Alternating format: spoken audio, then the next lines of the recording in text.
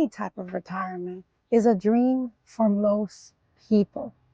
The idea of golfing, beaching, drinking, hanging out in exotic places, doing nothing and doing everything is amazing. Early retirement means you stop your full-time work between the ages of 55 and 65.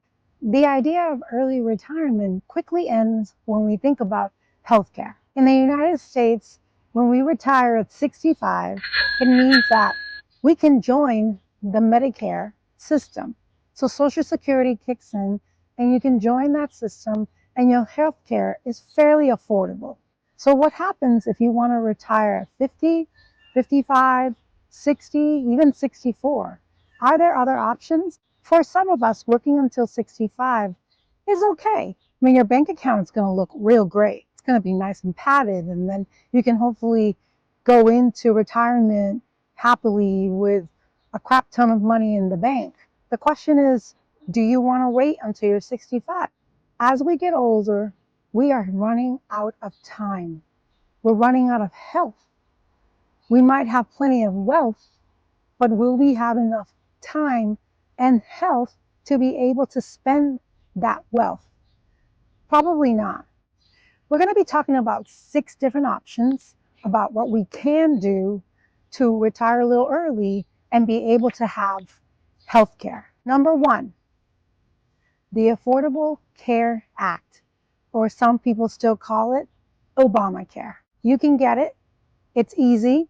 Anyone can get it. You go onto the marketplace and you start looking for a plan that works for you for the cost. Cool thing to note about the ACA is that any pre-existing conditions are guaranteed to be covered by law. Jumping on to your spouse's health care plan is also another way that you can get health care for yourself. It might be that your spouse is not retiring, maybe in 6 months or a year or maybe 2 years. Just jump on theirs. It's pretty easy. Now we have COBRA. We've all heard about that. It's not a snake. It's just the name of the plan. COBRA is really an extension of your current benefits. It might be the most expensive one, but it's pretty easy because you already know what's covered. Usually we wouldn't recommend, or I wouldn't recommend anyone use COBRA unless they've already paid their deductible, met the deductible, or already spent into the plan a little bit.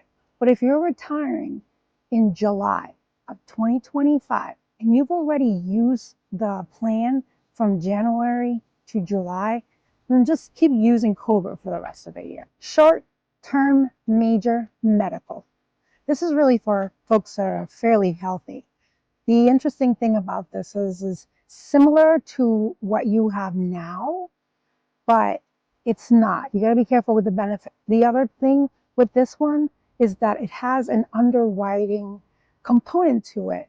So you may or may not be denied due to your age or due to your weight, height, and health condition. So be careful with that one. Retiree healthcare coverage. So some bigger companies, like your employer, who might be a bigger company, they might be carrying this type of plan. This is great. It can help you bridge that gap until you're ready to sign up for Medicare when you're 65. Great benefits, but it has the issues that it deteriorates over time. So try to not use this for long term. This is something that might be good for the next 5, 6, 7 months until you figure out what you want to really do next. Healthcare share-based plan. That's exactly what it is. It's a group of people that pull their money together, and an administrator can give out the money as is needed. This is usually faith-based, but it is becoming very popular. Share-based plans are not healthcare insurance. They are a plan that helps you pay for the benefits, and they administer the money into the insurance that the plan selects. I've given you 5, 6 options. Look at those. Now it's your turn to follow up and make sure that which one is going to be right for you. I'm going to give you a bonus one, which is something that Jerry and I plan to do. We're going to go on the international healthcare plan. There are many companies that do this, and there's one caveat to it. You got to leave the United States for 6 months. At least plan to live in good faith outside of the United States for more than 6 months. The plans are administered by different companies.